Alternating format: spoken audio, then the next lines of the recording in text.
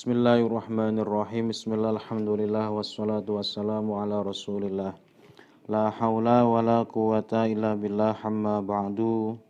Qala al-mu'allif rahimallahu ta'ala wa nafa'na bihi wa bi'ulumihi fid daraini amin. Allahumma salli wa sallim wa barik alaihi. ولما تم من حمله شهران على مشهور الأقوال المروية توفي بالمدينة المنورة أبوه عبد الله. Walamma tamalan ing dalam semangsane sempurna min hamlihi saking ngandung ing Kanjeng Nabi apa syahrani apa rong wulan ala masyhuril aqwali ing atase masyhure pira-pira pendapat al-marwiyati kang den riwayatake ketika Sayyidah Aminah mengandung bayinya yaitu junjungan kita Nabi besar Muhammad sallallahu alaihi wasallam dalam usia 2 bulan kandungannya. Menurut pendapat yang masyhur tuwfiya mongko den pundhut bil Madinati ana ing Madinah al munawwarati kang den padhangake bil Madinatil munawwarati ana ing Madinah al munawwarah sapa abuhu sapa ramane Kanjeng Nabi Abdullahi ya Sayyid Abdullah. Jadi kewafatan daripada Sayyid Abdullah itu ada beberapa pendapat yang mengatakan tentang berapa usia Kanjeng Nabi pada waktu itu. Nah, di sini yang dijelaskan menurut masyhurul aqwalil marwiyah, pendapat-pendapat yang diriwayatkan dari para ulama yang masyhur adalah Sayyid Abdullah meninggal dunia ketika Rasulullah Muhammad SAW dalam kandungan ibunya 2 bulan.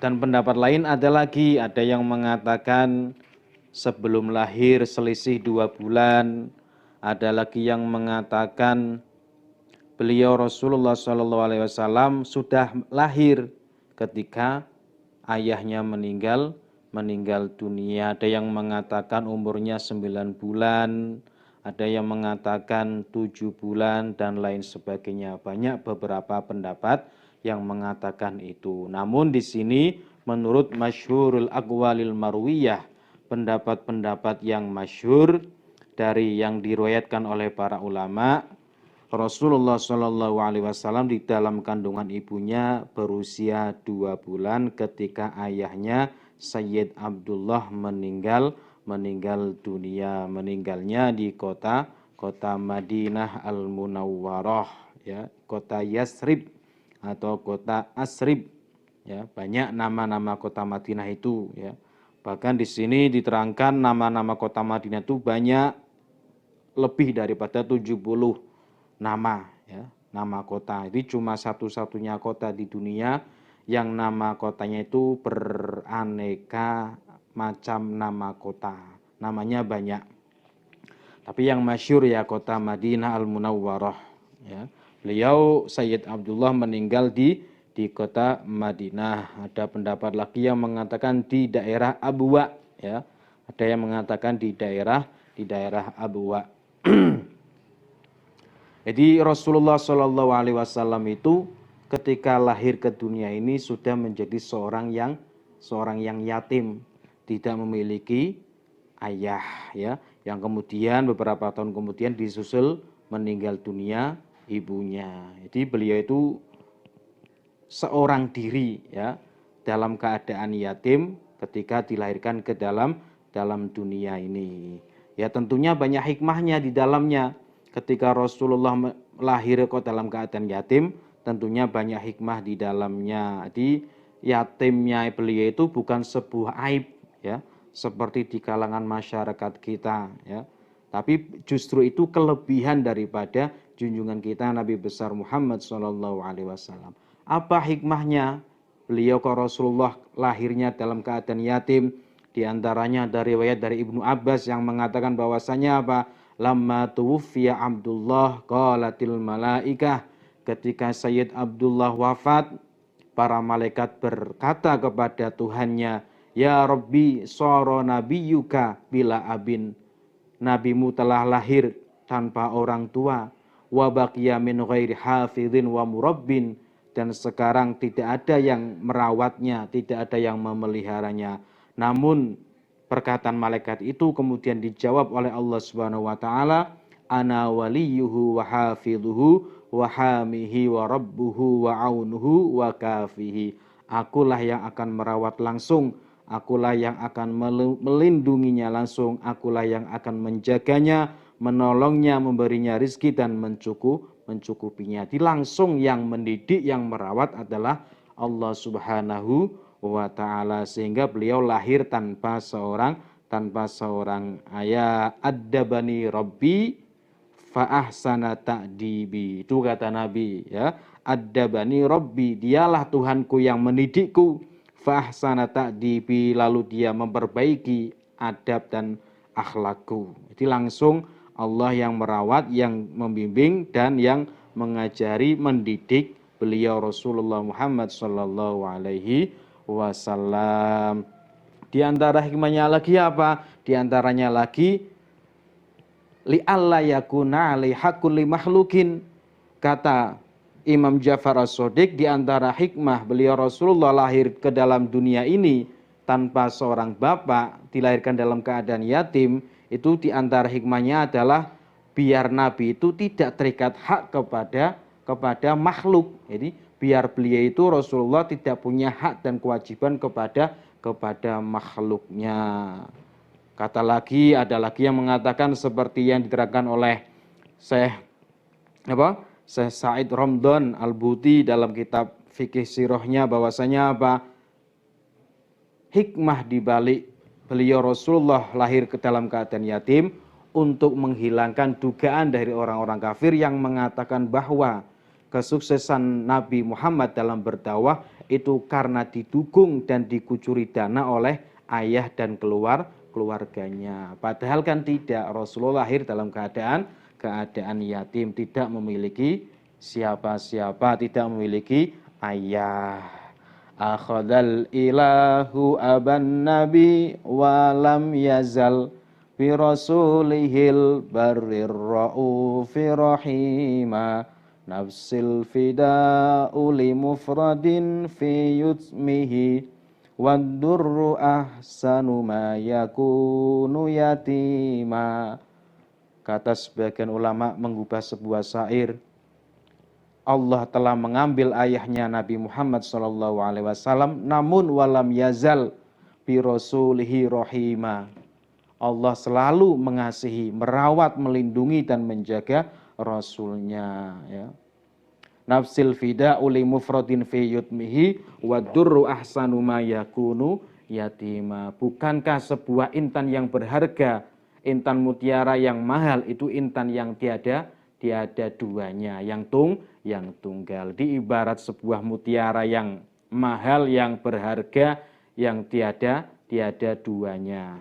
Itu Rasulullah Muhammad sallallahu alaihi wasallam. Beliau mulia, beliau menjadi orang yang mulia karena azzahullahu taala, dimuliakan oleh Allah Subhanahu wa taala. Wa anna quwwatahu laisat minal aba wal ummahat. Kekuatannya bukan dari kedua orang tuanya, bukan dari hartanya, akan tetapi bal quwwatuhu minallahi taala, kekuatannya dari Allah Subhanahu wa taala. Itu diantara hikmah lahirnya beliau Rasulullah sallallahu alaihi wasallam dalam keadaan yatim. Wa kana qad ijtaza bi akhwalihi bani adiyyin min ad-dha'ifatin najjariyah.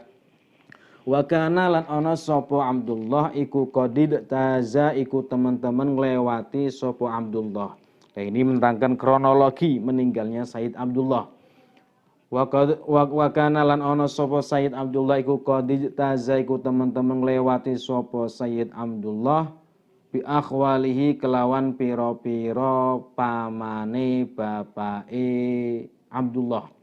Bi akhwalihi kelawan pira-pira pamane bapake Sayyid Abdullah. Akhwal ya. Akhwal itu jamak dari khal. Khal itu paman dari ibu. Kalau paman dari ayah itu namanya am ya. Am itu paman dari ayah. Tapi kalau paman dari ibu itu namanya khal akhwal. Tapi yang dikehendaki di sini adalah bukan pamannya Sayyid Abdullah, tapi pamannya ayahnya Sayyid Abdullah. Karena kan yang namanya ayahnya Sayyid Abdullah yaitu Sayyid Abdul Muttalib itu yaitu Hashim itu menikah dengan keturunan dari Bani Adi yang kemudian melahirkan Abdul Muttalib. Berarti kan paman dari Abdul Muthalib, bukan pamannya Sayyid Abdullah. Kalau pamannya Sayyid Abdullah itu semuanya dari kalangan Quraisy, dari Bani Makhzum ya. Jadi bi akhwalihi ini artinya adalah paman ayahnya Sayyid Abdullah, pamannya Sayyid Abdul Muthalib.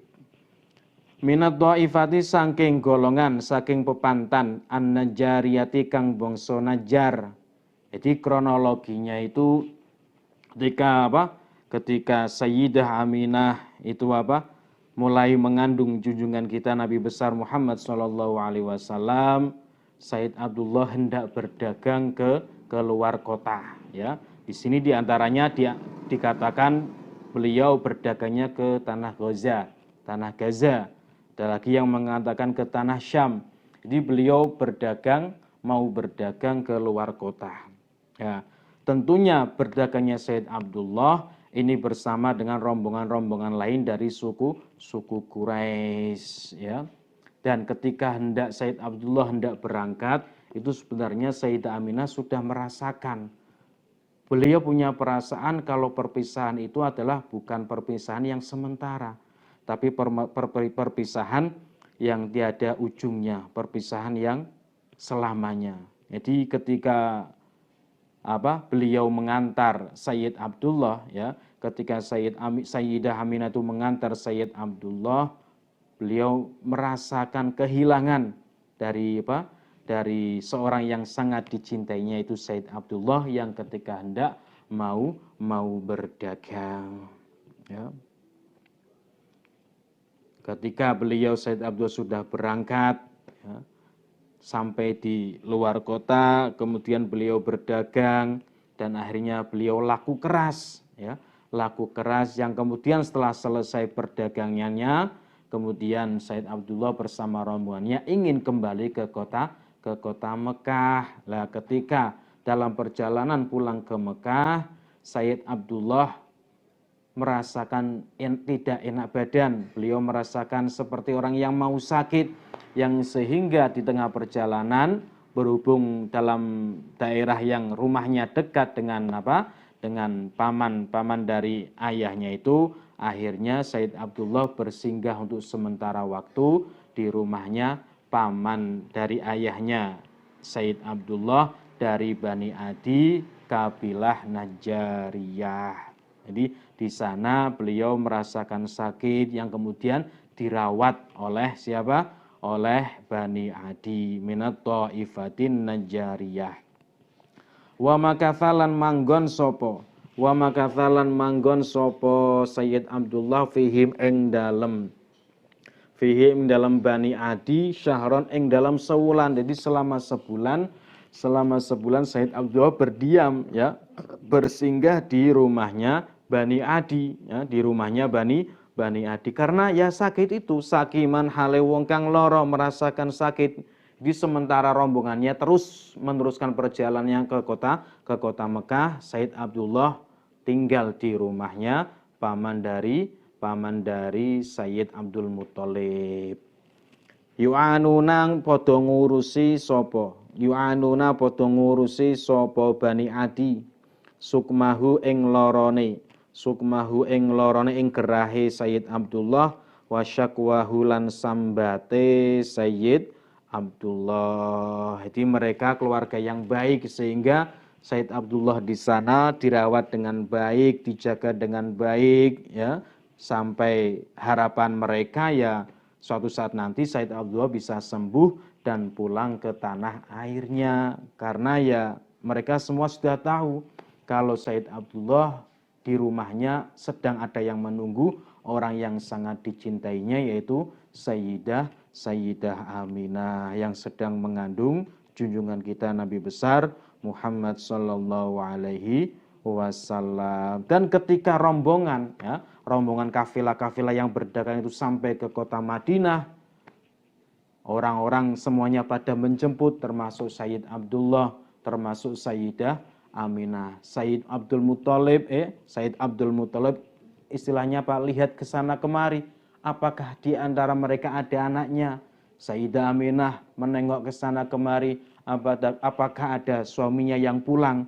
Ternyata setelah dilihat, ternyata tidak ada satupun dari rombongan yang di situ ada Sayyid Abdullah, yang sehingga Sayyid Abdul Muthalib itu menanyakan kepada mereka teman-temannya Abdullah, para kafilah yang berdagang itu, di mana Abdullah? Kata mereka, Abdullah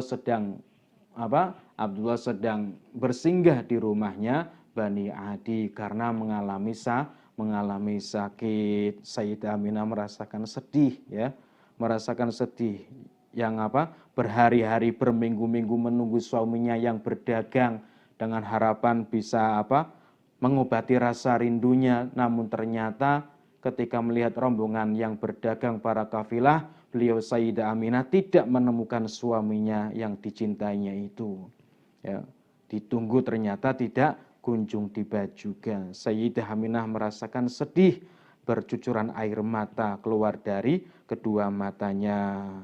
Yang kemudian akhirnya Sayyid Abdullah mengutus kepada anak tertuanya untuk menjemput Sayyid Abdullah yang berada di keluarganya Bani Adi. Dan ketika putra tertua dari Sayyid Abdul Muthalib yang bernama Harith itu mengunjungi Bani Adi, dan ternyata Sayyid Abdullah sudah meninggal dunia. Jadi luar biasa perasaan daripada Sayyidah Aminah ditinggal pergi oleh suaminya ketika beliau mengandung anaknya yang masih berusia 2 bulan. Walamma tamma min hamlihi 'ala rajihi tis'atu asyurin qamariyah.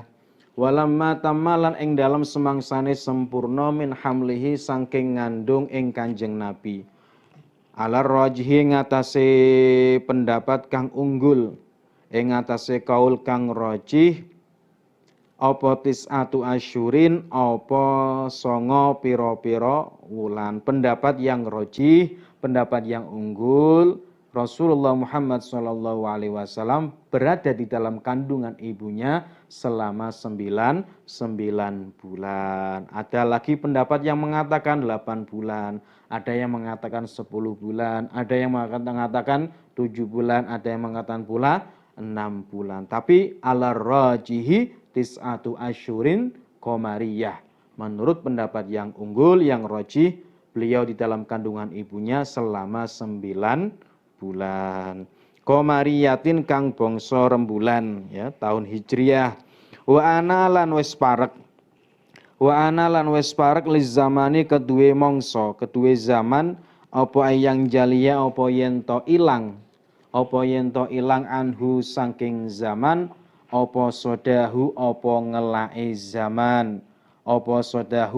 ngelake zaman, dan ketika telah dekat hilangnya dahaganya zaman, dahaganya waktu. Jadi di sini seolah-olah ada perumpamaan, ya, ada tasbih, ya. Jadi seolah-olah di sini masa ataupun waktu itu diibaratkan seperti orang yang sedang kehausan, butuh air. Sama ketika waktu itu, ketika belum ada kelahiran daripada junjungan Nabi kita Muhammad SAW, itu seolah-olah umat itu merasa dahaga karena apa? Belum ada agama yang sahih, belum ada agama yang benar sebelum Nabi Muhammad diutus, sebelum Nabi Muhammad lahir, seolah-olah merasa dahaga. Begitu pula dengan yang namanya apa? Orang yang haus ketika apa? Ketika dia tidak menemukan sebuah air. Berarti ini sebuah perumpamaan hausnya waktu, ya. Hausnya waktu karena apa? Karena belum lahirnya junjungan kita Nabi besar Muhammad sallallahu alaihi wasallam. Hadara mongko hadir. Hadara mongko hadir mongko nekani ummahu ing ibune Kanjeng Nabi lailata maulidihi ing dalem wengi lahire Kanjeng Nabi sapa Asiyatu sapa Sayyidah Asiyah. Ketika malam hendak melahirkan Rasulullah, Sayyidah Aminah didatangi oleh wanita-wanita yang mulia. Di antaranya siapa? Di antaranya adalah Sayyidah Asiyah binti Muzahim, istrinya Fir'aun. Jadi beliau ketika babaran bidan-bidannya adalah wanita-wanita istimewa. Yang pertama adalah Sayyidah Asiyah binti Muzahim. Beliau itu orang yang luar biasa, ya, lebih mengedepankan agamanya, ya, mending dibunuh, ya. Beliau mengedepankan apa? Agamanya, mending beliau disiksa siksaan dan di dunia. Beliau lebih memilih dibunuh daripada bersinggah di dalam kerajaannya Fir'aun, ya. Makanya di dalam Quran itu diabadikan keistimewaan kemuliaannya Sayyidah Asiyah binti Muzahim. Wa daraballahu mathalan lil ladzina amanu imra'ata fir'aun idz qalat rabbi ibni li 'indaka baitan fil jannah wa najjini min fir'auna wa 'amalihi wa najjini minal qaumidz zalimin, ya. Jadi abadi, ya, diabadikan di dalam Al-Qur'an. Kata Allah membuat perumpamaan Sayyidah Asiyah kepada orang-orang yang mukmin. Idz qalat rabbi ibni li 'indaka baita. Ketika Sayyidah Asiyah itu berdoa kepada Tuhannya, Rabbi ibni li 'indaka baitan fil jannah, ya Allah, bangunkanlah untukku di sisimu sebuah rumah di dalam surga. Lah ini kejadiannya ketika beliau Sayyidah Asiyah lebih memilih imannya, kemudian beliau disiksa oleh Fir'aun dan punggawa-punggawanya. Beliau kedua tangannya diikat, ya, kedua kakinya diikat, ya, terus dijemur di bawah terik matahari, ya. Dan disitulah ketika beliau merasakan sengatan matahari, ya, para malaikat pun menaunginya. Dan ketika itu pula Sayyidah Asiyah berdoa, Rabbi ibni li 'indaka baita, ya, Rabbi ibni li, ya Tuhanku, bangunkanlah untukku, 'indaka baitan, di sisimu sebuah rumah, fil jannati, di surga nanti. Ketika beliau berdoa seperti itu, dinampakkanlah tempat-tempat terindah di dalam surga miliknya Sayyidah Asiyah, sehingga Sayyidah Asiyah merasakan kegembiraan, ya, kebungahan, sampai-sampai beliau merasa tersenyum, ya. Jadi disiksa Fir'aun, beliau tidak merasakan sakit, tapi malah merasakan kebahagiaan. Beliau malah tersenyum.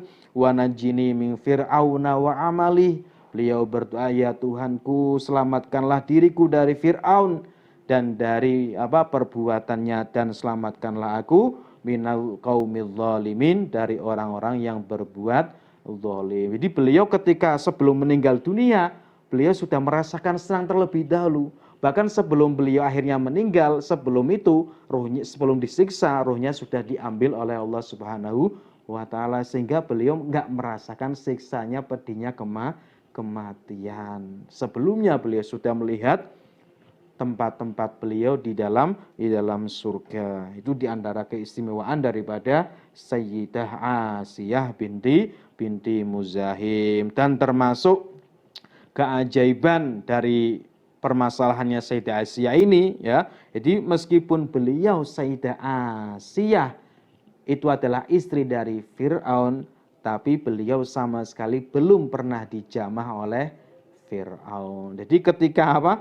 Ketika Fir'aun mau apa? Mau menghampiri Sayyidah Asia itu selalu seolah-olah tidak bisa. Jadi di sini dikatakan Pak wahamma biha, dan ketika Fir'aun itu hendak menghampiri Sayyidah Asia, akhadahullahu anha. Jadi apa? Allah telah memegang Fir'aun sehingga Fir'aun nggak bisa berbuat apa-apa. Bisanya cuma melihat Sayyidah Asia, falam yusibha abadan, sehingga sama sekali ya Sayyidah Asia belum pernah berhubungan sama orang yang namanya Fir'aun. Jadi dijaga oleh Allah, wa najjini min fir'auna wa amalih, ya. Selamatkanlah diriku dari Fir'aun dan perbuatannya. Wa Maryamu lan Sayyidah Maryam. Jadi di samping bidannya itu adalah Sayyidah Asia, bidannya Siti Aminah itu juga seorang wanita yang suci, wanita yang mulia yang bernama Sayyidah Maryam. Wa Maryam ibnata Imran allati ahsanat farjaha. Orang mulia yang terhormat, yang suci, yang selalu menjaga kehormatannya. Belum pernah disentuh oleh lelaki manapun, yang kemudian beliau dikasih seorang bayi yang bernama Nabiullah Isa alaihis salam, ya. Fi niswatin ing dalam sertane piro-piro widodari. Ing dalam sertane piro-piro widodari. Jadi kenapa kok kelahirannya beliau Rasulullah itu didatangi oleh Sayyidah Asia dan Sayyidah Maryam? Karena apa? Besok kelak di yaumil qiyamah, ya, besok kelak di surga, kedua wanita mulia ini akan menjadi pasangannya Rasulullah Muhammad sallallahu alaihi wasallam di surga kelak. Makanya ketika apa? Ketika Aminah mau melahirkan ditemani oleh dua wanita mulia ini. Fi niswatin ing dalam sertane piro-piro widodari, fi bimakna ma'a.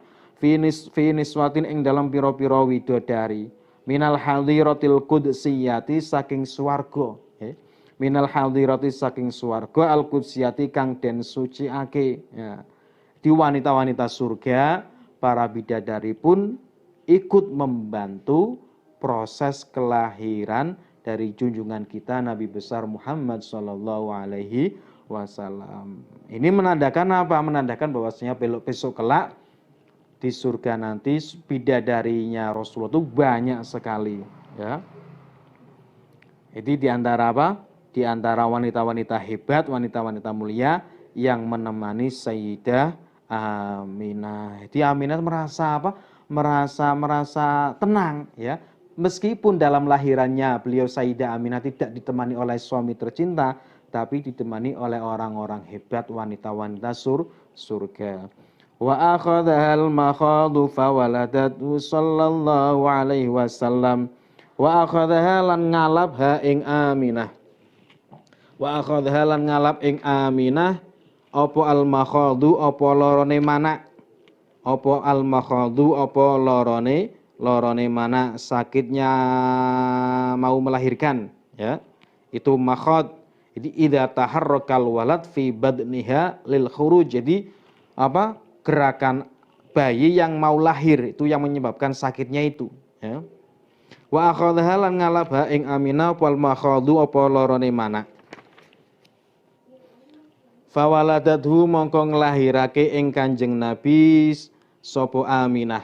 Mongko nglahirake sapa Aminah ing Kanjeng Nabi nuron hale nur, bersinar terang, ya.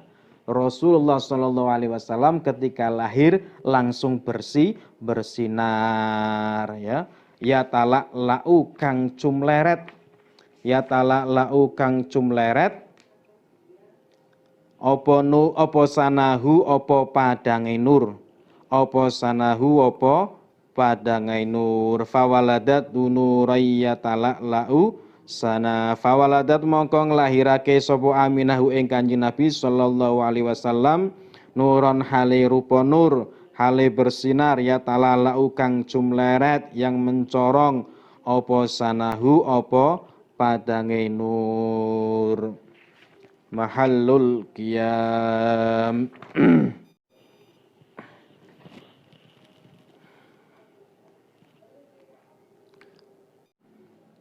wa muhayyan kasyamsi minka mudhi'un asfarat anhu lailatun gharra'u.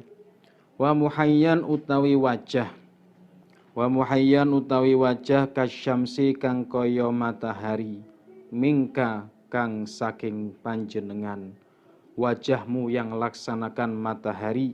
Ya. Di dalam qasidah ini kita dianjurkan untuk berdiri, ya.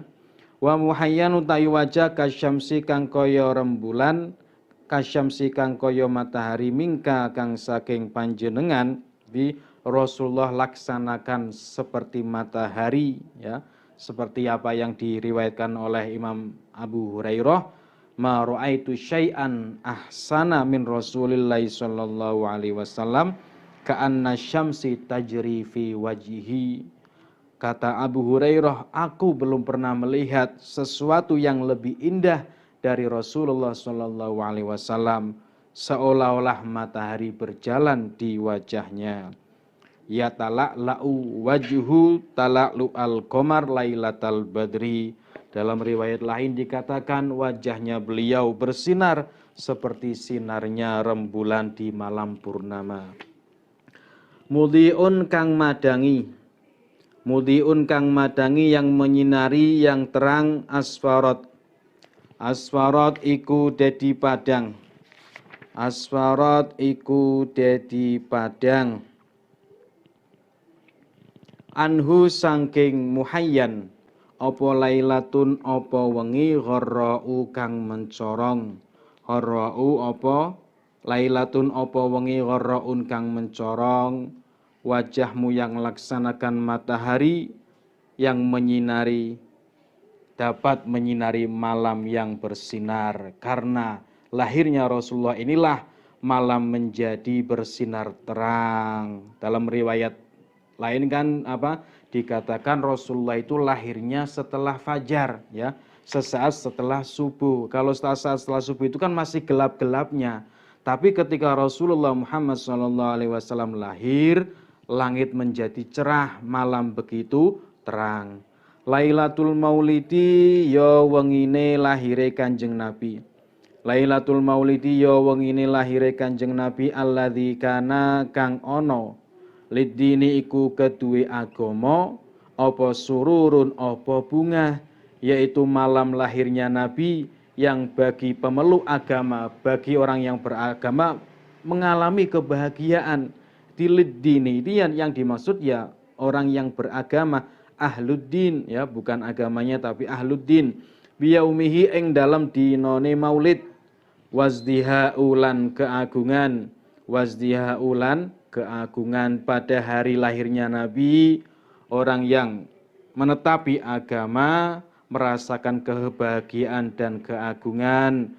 Maulidun yo lahire Kanjeng Nabi, kana kang ono minhu krono maulid fi tali'il kufri ing dalam ahli kufur, orang-orang kafir, opo wabalun opo kerusakan, alaihim ing atase tali'il kufri wabaun wabaun lan bilahi waba.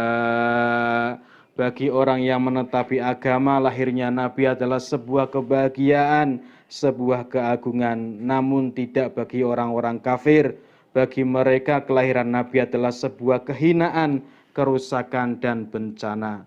Yaumanalat yo ing dalam dinone merkoleh, yo ing dalam dinone merkoleh biwad'ihi kelawan sebab lahire Kanjeng Nabi sopo ibnatu Wahbin, sopo Aminah binti Wahab, sopo Aminah kang dedi putrine Wahab. Karena kelahirannya Nabi inilah Sayyidah Aminah putri Wahab mendapatkan min fakharin saking kanugrahan, saking keagungan, ma ing perkara lam tanalhu kang ora merkoleh ing ma, kang ora merkoleh ing ma sapa an-nisa'u sapa pira-pira wong wadon. Karena kelahirannya Nabi inilah Sayyidah Aminah binti Wahab mendapatkan keagungan yang tidak didapatkan oleh wanita-wanita lain.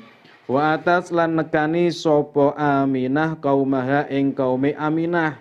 Sayyidah Aminah mendatangi kaumnya bi afdhala kelawan nabi kang luwih utama. Sayyidah Aminah mendatangi kaumnya dengan membawa bayinya yang paling mulia, yaitu Nabi kita Muhammad sallallahu alaihi wasallam, mimma lebih mulia mimma tinimbang saking bayi utawa perkara hamalat kang ngandung qablu ing dalam sadurunge Aminah sapa Maryamu sapa Sayyidah Maryam al-adra'u kang perawan. Sayyidah Aminah mendatangi kaumnya dengan membawa bayinya yang lebih mulia daripada bayi yang dikandung sebelumnya oleh Sayyidah Maryam yang perawan. Watawalat busyral hawatifi an qad wulidal Mustafa wa haqqal hana'u. Watawalat lan nuli-nuli terus menerus apa busyral hawatifi apa bebungahe piro-piro swara kang tanpa rupa. Hawatif atau hatif itu suara, ada suara tapi tidak ada bentuknya, tidak ada orangnya, ya. Itu hawatif, hatif, ya. Jadi kabar gembira dari mereka apa? Mereka hatif, yaitu yang ada suaranya tapi tidak ada bentuknya, tidak ada rupanya, ya. Jadi kan kemarin-kemarin kan sudah diterangkan bahwasanya ketika mengandungnya Sayyidah Aminah, ya, semua orang itu membicarakannya, semua orang memberitakannya, tidak hanya orang-orang yang kelihatan saja, bahkan yang tidak nampak pun membicarakan tentang kelahiran daripada junjungan kita Nabi besar Muhammad sallallahu alaihi wasallam, ya. Para kuhan, para peramal, ya, orang-orang alim dan juga para jin membawa kabar berita gembira dari kelahiran junjungan kita Nabi besar Muhammad sallallahu alaihi wasallam an kelawan setuhne kelakuan wulida iku teman-teman den lahirake sapa al Mustafa sapa nabi kang den pilih.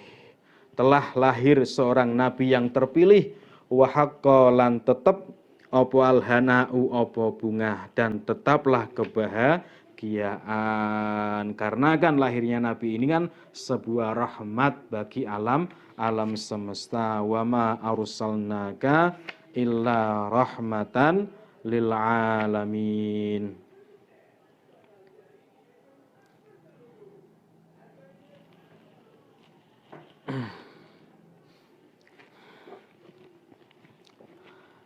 Hadza wa qad istahsanal qiyama inda dzikri maulidi syarifi a'immatun dawu riwayatin wa rawiyah.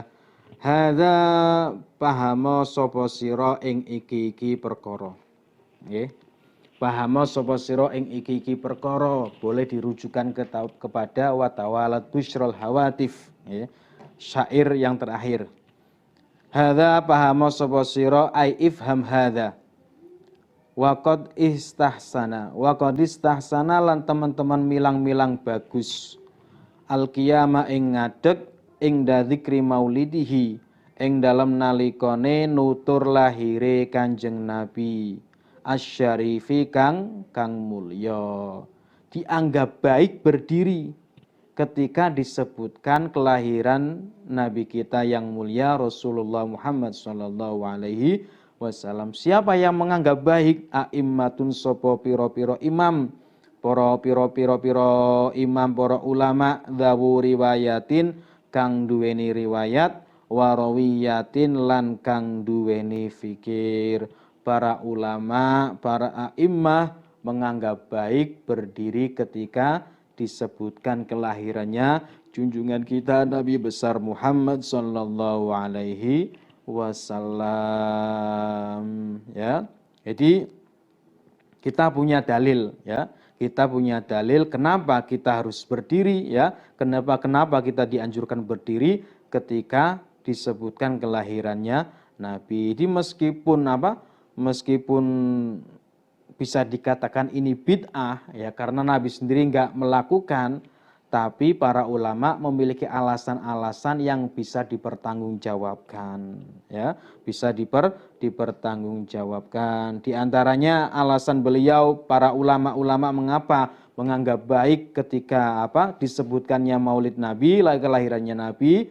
Ada sebuah hadis yang mengatakan bahwasanya qala Rasulullah sallallahu alaihi wasallam lil Ansor, Rasulullah pernah bersabda kepada sahabat Ansor, kumu ila sayyidikum au khairikum, berdirilah ya, berdirilah kepada pemimpinmu, tuanmu atau orang terbaikmu. Jadi ada anjuran untuk berdiri ketika ada orang atau seorang tokoh yang terbaik atau pemimpin dari masyarakat. Kita dianjurkan untuk berdiri. Nggak beda jauh ketika ada seorang pejabat atau kiai atau presiden, bahkan ketika datang mestinya kita kan ikut menghormatinya dengan cara berdiri. Begitu pula ketika kelahirannya Nabi disebutkan, ya kita memang seadabnya kita berdiri untuk menghormati manusia termulia, manusia terbaik Rasulullah Muhammad sallallahu alaihi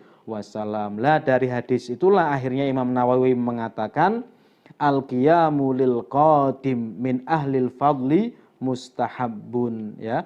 Berdiri karena kedatangan orang yang memiliki kemuliaan itu dianjurkan ya. Ada siapapun, orang tua, kiai atau sesepuh yang datang, kita dianjurkan untuk berdiri. Wong upacara saja kan ketika bendera merah putih kita berdiri dan menghormat ya. Jadi itu sebuah penghormatan kita kepada junjungan kita Nabi besar Muhammad sallallahu alaihi wasallam. Fatuba liman kana ta'dhimuhu sallallahu alaihi wasallam ghayata maramihi wa marmah. Fatuba moko utawi bejo kumayangan. Beruntung sekali. Fatuba moko utawi bejo kumayangan. Ya. Jadi tuba itu bisa diartikan sebuah keberuntungan, ya. Atau bisa juga tuba itu diartikan dengan ismul jannah, nama sebuah surga. Tuba, ya. Utawi bejo kumayangan iku liman kedue wong. Liman iku kedue wong kana kang ono apa ta'dhimuhu ya. Ta'dhimuhu apa olehe apa ta'dhimuhu apa ngagungake Kanjeng Nabi Muhammad sallallahu alaihi wasallam iku ghayata maramihi, iku katoke perkara kang den supreh man, iku ghayata maramihi, iku katoke perkara kang den supreh man. Mengagungkan, menghormati Nabi adalah sebagai puncak harapannya. Wa marmahu lan nggon sejone man, wa marmahu lan sejone man. Beruntung sekali orang yang dengan mengagungkannya Nabi ya, orang yang dengan mengagungkannya dia kepada Nabi sebagai puncak harapan dan puncak tujuannya. Jadi mengagungkan Kanjeng Nabi, menghormati Nabi itu sebuah kemuliaan, sebuah keberuntungan dan sebuah kebahagiaan ya. Jadi melahirkan sebuah kebahagiaan ya, melahirkan sebuah kebungahan, kesenangan atas ya. Atas kelahirannya Nabi itu sebuah tindakan yang terpuji ya.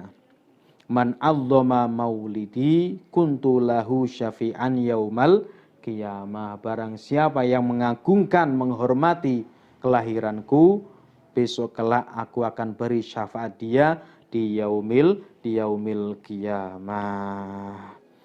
Addirillahumma qabrahul karim bi'arfin syadiyyin min salati wa taslim. Allahumma salli wa sallim wa barik alaihi wa baraza sallallahu alaihi wasallam yadayhi 'alal ard wallahu a'lam bissawab.